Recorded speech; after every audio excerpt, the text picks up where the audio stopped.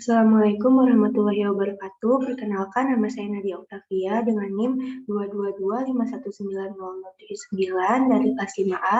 Di sini saya akan membahas soal 3.199. Nah, untuk soalnya, diabetes tergantung insulin, IBD adalah gangguan kronis yang umum pada anak-anak. Penyakit ini paling sering terjadi pada anak-anak keturunan Eropa Utara, tetapi insidennya berkisar dari yang rendah 1-2 kasus per 100.000 per tahun, hingga lebih dari 40 kasus per 100.000 di beberapa bagian Finlandia. Nah, asumsikan bahwa suatu wilayah di Eropa memiliki 30 kasus per 100.000 per tahun, dan secara acak memilih 1.000 anak dari wilayah ini.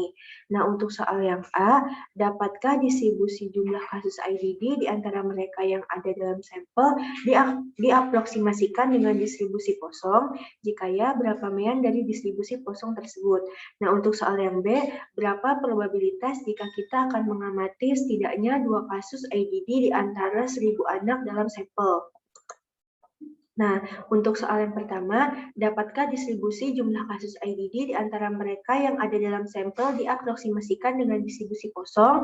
Nah, berdasarkan definisi distribusi kosong, yaitu P dalam kurung X sama dengan K, sama dengan lambda pangkat K dikali E pangkat min lambda per K faktorial, di mana lambda sama dengan N dikali P.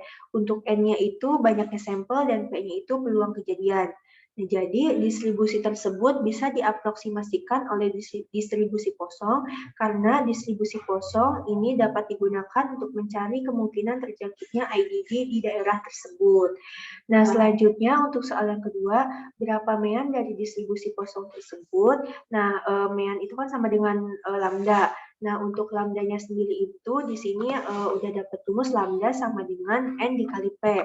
Nah, untuk N dan P-nya itu sudah diketahui di soal slide sebelumnya. Untuk banyaknya sampel itu 100.000 dan untuk peluang kejadiannya itu 30 per 100.000. Jadi lambda sama dengan N dikali P, 1.000 dikali 30 per 100.000 itu menghasilkan 0,3. Jadi mean dari distribusi kosong tersebut yaitu 0,3. Selanjutnya untuk soal yang B, berapa probabilitas jika kita akan mengamati setidaknya 2 kasus IBD di antara 1.000 anak dalam sampel. Nah, karena di sini terdapat 2 kasus, maka X itu lebih dari sama dengan 2. Nah, untuk jumlah dari X lebih dari sama dengan 2 itu kan tidak terhingga, mulai dari 2, 3, 4, 5, dan seterusnya. Nah, jadi di sini kita bisa mencari peluang untuk X lebih dari sama dengan 2 itu dengan mencari nilai komplemennya. Nah, nilai komplemen dari peluang X lebih dari sama dengan 2 itu yaitu X kurang dari 2. Nah, untuk jumlah X kurang dari 2 ini kan mulai dari 0 dan 1. Nah, langsung saja untuk peluang untuk selanjutnya yaitu kita jumlahkan peluang X sama dengan 0 ditambah peluang X sama dengan 1.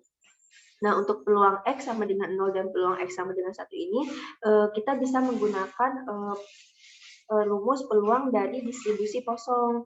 Nah, dengan 0,3, untuk X sama dengan 0, itu 0,3 pangkat 0 dikali E pangkat min 0,3 per 0 faktorial. Untuk X sama dengan 1 itu 0,3 pangkat 1 dikali E pangkat min 0,3 per 1 faktorial. Nah, untuk peluang X sama dengan 0 ini setelah dihitung itu hasilnya 0,7402 dan untuk peluang X sama dengan 1 itu setelah dihitung hasilnya 0,222. Nah, kita jumlahkan 0,7402 ditambah 0,222 itu menghasilkan 0,9630. Nah, karena yang kita cari adalah peluang X lebih besar daripada 2, berarti kita bisa mencari dengan rumus komplement. Nah, untuk rumus komplement ini kan 1 dikurangi PA. Nah, untuk nilainya ini itu kita dapat dari nilai yang telah kita cari tadi. Nah, untuk 1 dikurangi 0,9630 itu menghasilkan 0,0370. Jadi, probabilitas jika kita mengamati setidaknya 2 kasus IBD di antara 1.000 anak dalam sampel itu 0,0370. Nah, mungkin cukup sekian dari saya. Mohon maaf apabila ada kekurangan. Terima kasih. Wassalamualaikum warahmatullahi wabarakatuh.